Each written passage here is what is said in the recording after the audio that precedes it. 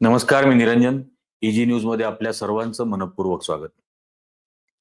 अत्यंत दुःखदायक स्थिती महाराष्ट्रामध्ये निर्माण झालेली आहे. अतिशय अतिशय वेदनादायक. म्हणजे बघा तुम्ही, विधानसभेचं अधिवेशन सुरू झालं, पावसाळी अधिवेशन. त्याच्या आधी पहिल्यांदा महाराष्ट्रामध्ये हिंदी मराठीवरून प्रचंड मोठं वादळ निर्माण करून ठेवलं. ते वादळाच्या आड या देशातली, या राज्यातली लोकशाहीची हत्या करणारा, संविधानाचा खून, निर्घृण खून करणारा जनसुरक्षा कायदा हा विधानसभेमध्ये आणला गेला. या अधिवेशनाच्या काळामध्ये सत्ताधारी पक्षाचा एक आमदार संजय गायकवाड हा आमदार निवासाच्या कॅन्टीन मधल्या कर्मचाऱ्याला मारहाण करतो, शिवीगाळ करतो. त्यानंतर दोन आमदार एकमेकांना शिवीगाळ करताना दिसतात या विधान भवनामध्येच. या परिसरामध्ये काम करत असलेले सत्ताधारी पक्षाचे आमदार गोपीनाथ गोपीचंद पडळकर, म्हणजे या आमदारावरती पूर्वी मंगळसूत्र चोरल्याचे आरोप आहेत. अटक केलेली आहे पोलिसांनी यापूर्वीच्या काळात. या मंगळसूत्राला चोराला भारतीय जनता पक्ष आमदार करतं. म्हणजे हा तर ट्रेंड गेल्या 10 वर्षामध्ये पूर्ण सेट झालेला आहे की कुठलाही गुन्हेगार असो, मग तो भ्रष्टाचाराची यांनीच आरोप केलेली माणसं असो, विजय गावितांपासून अजितदादा पवारांपर्यंत, ते सगळे भाजपमध्ये आले की पवित्र. त्यांच्या त्या गुन्ह्यांची चौकशी नाही, नंतर तपास नाही, त्याच्याबद्दल शिक्षा नाही, काहीच नाही. ज्यांना तुरुंगात ठेवलं ते छगन भुजबळ भाजपमध्ये भाजपच्या सोबत आल्याबरोबर त्यांच्यावरचे सगळे गुन्हे माफ. हा सगळा ट्रेंड ते आला गोपीचंद पडळकर पर्यंत. या मंगळसूत्र चोराला आमदार केलं. बेछूट बडबड करणारा माणूस, खरं तर याला आमदार केलं गेलं. त्या दीपक काटे ज्यांनी प्रवीणदादांवरती खुनी हल्ला केला होता संभाजी ब्रिगेडच्या, त्या दीपक काटेला ज्यांनी 6 वर्ष 8 वर्ष तुरुंगामध्ये त्याच्याच भावाचा खून केल्याबद्दल जेलमध्ये काढलेली आहेत, ज्याच्याकडे विमानतळावरती अवैध शस्त्र सापडली, त्या कोर्टापासून त्याची गुन्हेगारी पार्श्वभूमी लपवली गेली, त्याला 2 दिवसात जामीन मिळतो. प्रवीणदादांवरती खुनी हल्ला केल्यानंतर 8 जुलैला हा मंगळसूत्र चोर गोपीचंद पडळकर का गोपीनाथ पडळकर, हा पडळकर हा 8 जुलैला शरद पवारांच्या कुटुंबाबद्दल, सुप्रिया सुळेंच्या कुटुंबियांबद्दल कॉकटेल कुटुंब असं म्हणतो. म्हणजे शरद पवार त्यांच्या व्यक्तिगत आयुष्यामध्ये कधीही त्यांनी जातीभेद पाळला नाही, कधीही नाही. त्यांचे जावई वेगळ्या जातीचे असतील, त्या जावयाची आई आणखीन कुठल्या तरी वेगळ्या जातीची किंवा धर्माची असेल, जे काय असेल, पण असं संपूर्ण धर्मनिरपेक्ष कुटुंब, जातनिरपेक्ष असलेलं कुटुंब आहोत याचा त्यांनी कधीही गवगवा सुद्धा बाहेर केला नाही. त्याचा कधीही राजकीय लाभ घेण्याचा प्रयत्न केला नाही. त्यांच्याबद्दल हा अशा पद्धतीने पडळकर बोलतो, कॉकटेल कुटुंब. त्याच्यानंतर 2 दिवसानंतर तो जितेंद्र आव्हाडांना म्हणतो अर्बन नक्सल आणि मुसलमानांचा एक्स. आता जितेंद्र आव्हाड सुद्धा याच विचारधारेचे राजकीय नेते आहेत. गेल्या कित्येक वर्षापासून महाराष्ट्राला परिचित आहेत.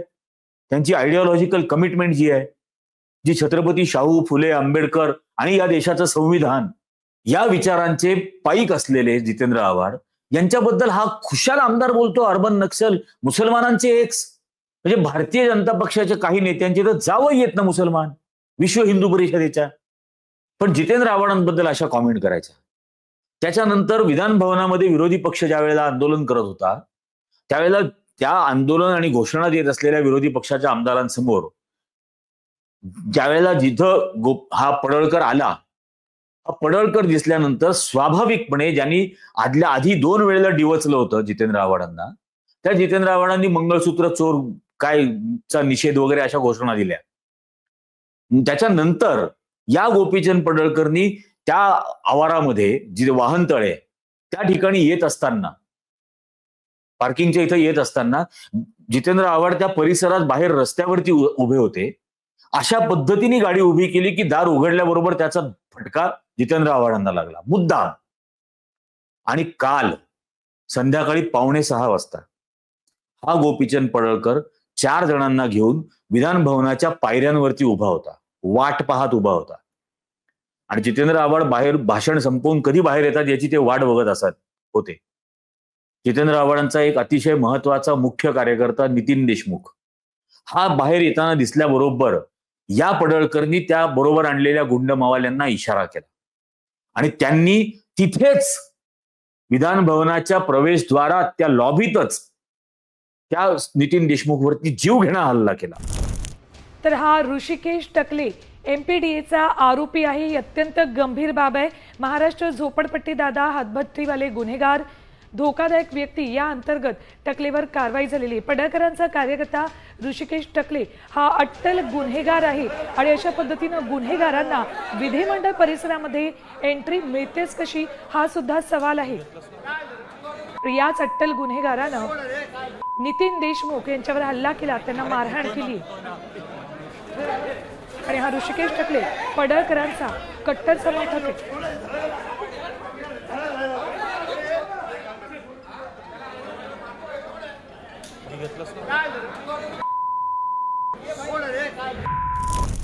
आता या हल्ला करणाऱ्यांपैकी एकाचं नाव ऋषिकेश टकले आहे असं कळलं, ज्याच्यावरती संघटित गुन्हेगारीचे आरोप आहेत। ही भाजपमध्ये असल्यामुळे आता पवित्र आहे।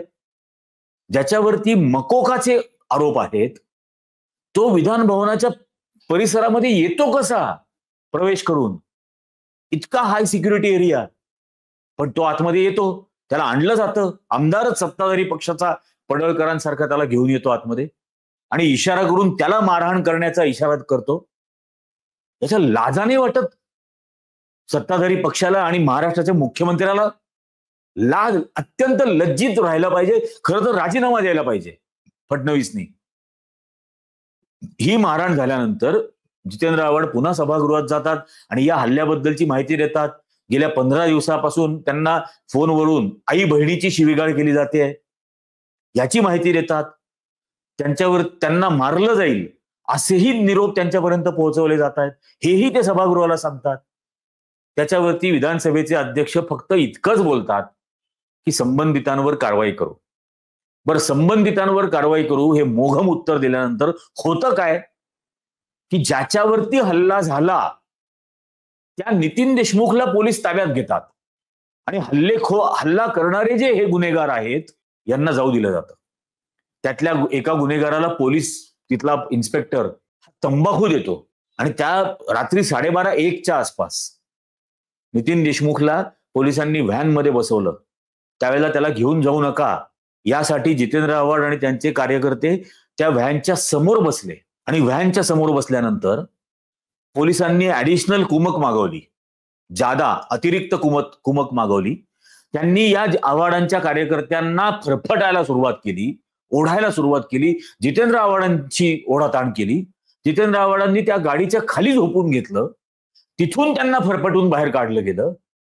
5-5, 6-6 वेळेला आमदार राहिलेल्या, मंत्री राहिलेल्या जितेंद्र आव्हाडांसारख्या नेत्याला असं फरफटवून बाहेर काढलं जातं। अत्यंत शर्मिंदा व्हावं आणि राजीनामा देऊन टाकावा खरं तर फडणवीसनी, पण हे केलं जातं।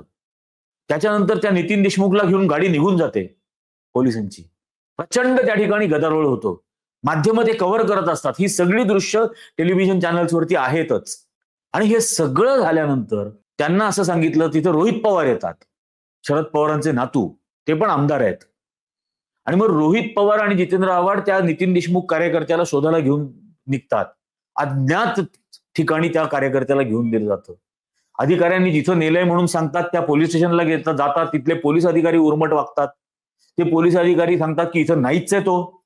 ही काय स्थिती आणि परिस्थिती आणून ठेवली आहे। तिकडे खुनाचा आरोप असलेल्या, खुनाच्या आरोपाखाली तुरुंगवास भोगलेल्या, विमानतळावरती बेकायदा हत्यारं मिळाल्यानंतर कुठल्याही गुन्ह्यात सहभाग होणार नाही या अटीवरती जामीन मिळालेल्या दीपक काटेला 48 तासात जामीन मिळतो। प्रवीणदादा गायकवाडांवरती खुनी हल्ला केल्यानंतर 48 तासात।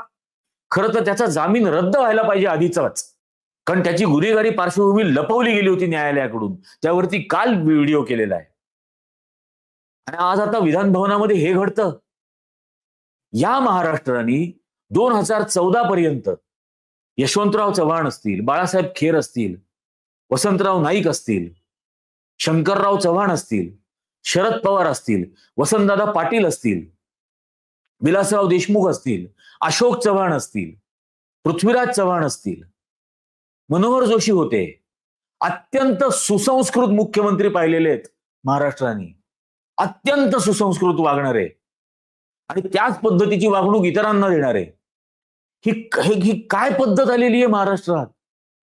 हा नवा ट्रेंड सुरू झालाय. एक तर गुन्हेगारांचं राजकीय पुनर्वसन केलं जातं, खुनाच्या आरोपींचं, भ्रष्टाचारांचं तर केलंच. ज्यांच्यावर भाजपने भ्रष्टाचाराचे आरोप केले, सगळ्या देशभरातल्या पक्षातले, कुठल्याही पक्षातले भ्रष्ट माणसं पकडा, त्यांच्यावरती भाजपने आरोप केले आणि ते सगळे भ्रष्ट आज भाजपमध्ये आहेत. देशभरातले सर्वात घाणेरडा पक्ष कुठला असेल आज तर भाजप आहे. कारण सगळीकडची घाण त्यांनी घेतली आणि बाहेर समाजातले हे गुन्हेगार, भावाचा खून करणारे दीपक काटेसारखे गुन्हेगार, हा ऋषिकेश कोण आहे, हा गुन्हेगार, हे सगळे भाजपमध्ये घेतले, पवित्र केले का यांना? त्याच पद्धतीने यांचा वापर केला जातोय. अशाच पद्धतीने हल्ले करण्यावरती. शाहू फुले आंबेडकर परंपरा सांगणारा महाराष्ट्र, छत्रपती शिवाजी महाराजांची परंपरा सांगणारा महाराष्ट्र, गोपाळकृष्ण गोखले, साने गुरुजी, विनोबा भावे यांचा आदर्श सांगणारा महाराष्ट्र, हा असा मवार यांचा आता आदर्श सांगायचा आहे? ही महाराष्ट्रामधली लोकशाही संपलेली आहे, सत्ताधारी पक्षांनी संपवलेली आहे आणि गुन्हेगारीकरण करून टाकलेले पूर्ण राजकारणाचं.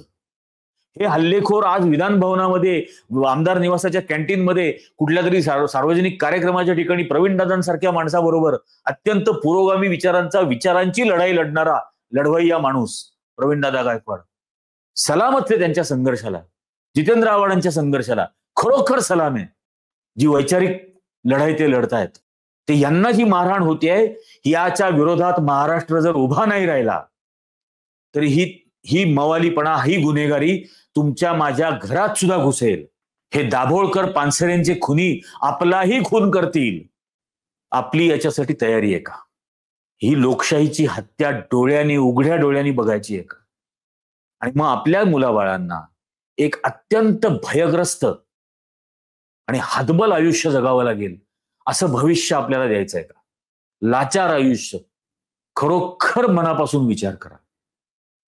अत्यंत वाईट अवस्था महाराष्ट्राची करून ठेवलेली आहे देवेंद्र फडणवीसांनी.